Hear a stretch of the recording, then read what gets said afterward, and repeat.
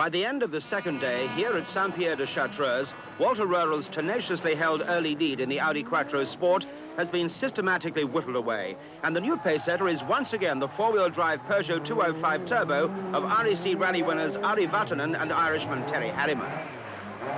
After some splendid driving on dry asphalt, Henri Toivonen's two-wheel drive Lancia is at an obvious disadvantage on this fresh snow. And his teammate biason has a similar problem and is being rapidly overhauled by the world champion Stig Blomquist in another Audi Quattro. Making his debut with Peugeot, Timo Salonen's cautious start has been underlined by a wrong choice of tyres. And he's down in sixth place, just ahead of Dani Snowbeck's Renault 5 Turbo and the remarkable Jean-Claude Androuet at the wheel of a four-wheel drive Citroën Visa.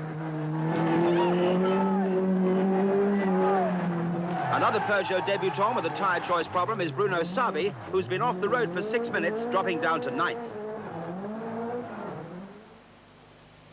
After an overnight halt in Grenoble on Monday, the rally is set to turn south for the long trek through the Alps and down to Monte Carlo.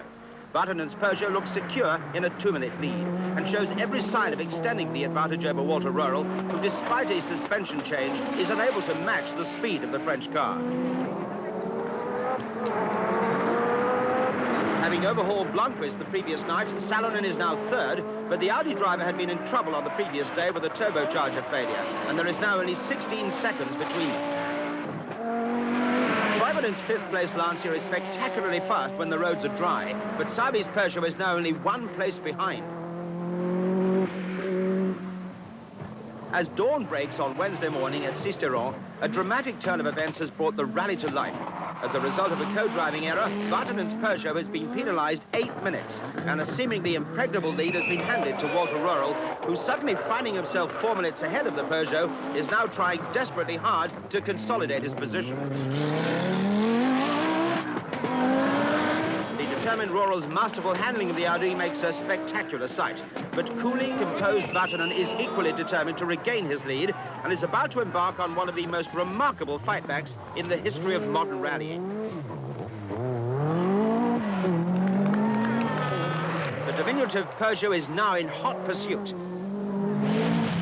By comparison, his Peugeot teammate Salonen, in a secure third place, looks positively sedate.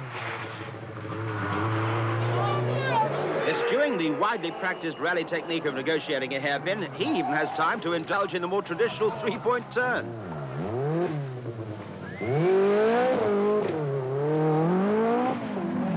Never entirely at home on the asphalt roads of the French Alps, Blomquist nevertheless holds fourth place on only his second appearance in the short wheelbase Quattro Sport.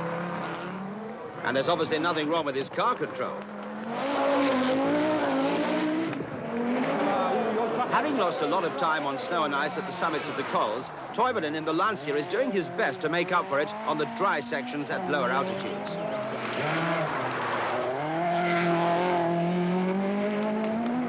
Frenchman Bruno Savi in the third works Peugeot has now hauled himself up to 6th, spurred on by partisan crowds at the roadside.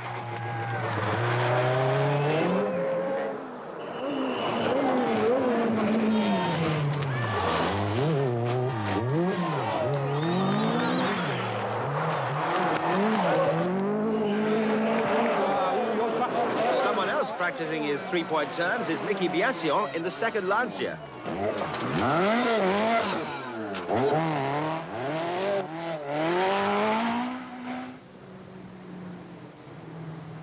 By Wednesday evening, as the backmarkers arrive in the hills above the Principality of Monaco, only half the 117 starters are still in the rally. However, the event now is really only about 2 cars: Walter Röhrl's Audi Quattro Sport and Ari Vatanen's Peugeot 205 Turbo. And the Finn has already recouped 2 minutes of his 4-minute deficit. Now, after the misfortune in Gap, when you suddenly found yourself behind, did you drive at 100% or more to catch up, or? Well, there is not such a thing as an absolute limit, which is a solid one. I mean, the limit is flexible. You can stretch it if it needs to be stretched, and it's more psychological thing, really. And in any case, I didn't think about the Gap incident. I didn't think about what will happen at the end of the rally. I just concentrated on my driving, and that's what I'm going to do today as well.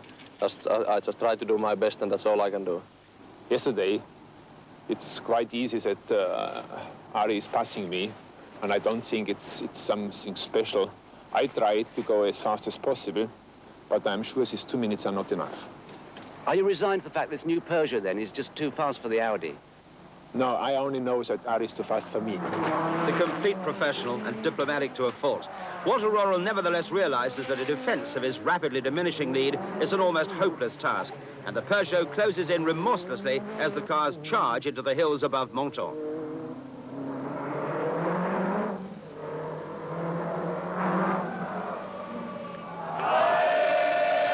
And at 2 o'clock in the morning, amid much revelry and celebration on the Col de Turini, this astonishing comeback is complete. Once again, Ari Vatanen and the Peugeot team lead the Monte Carlo rally, and even the great Walter Röhrl is powerless to stop them.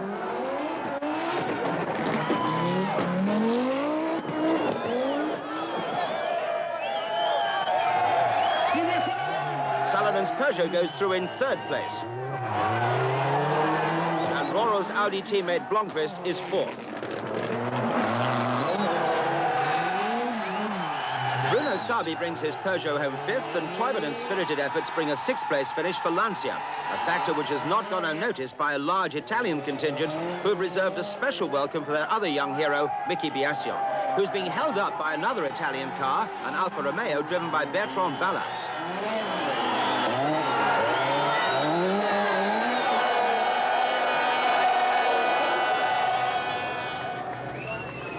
Down on the waterfront at Monte Carlo, the victory celebrations are in full swing.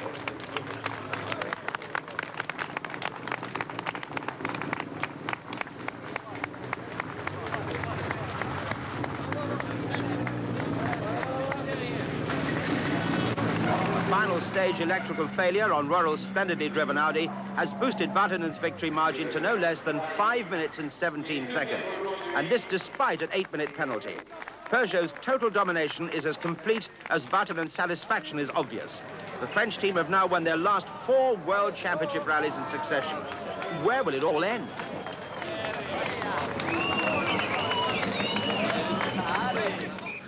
Very possibly with a world title of that domination and reliability can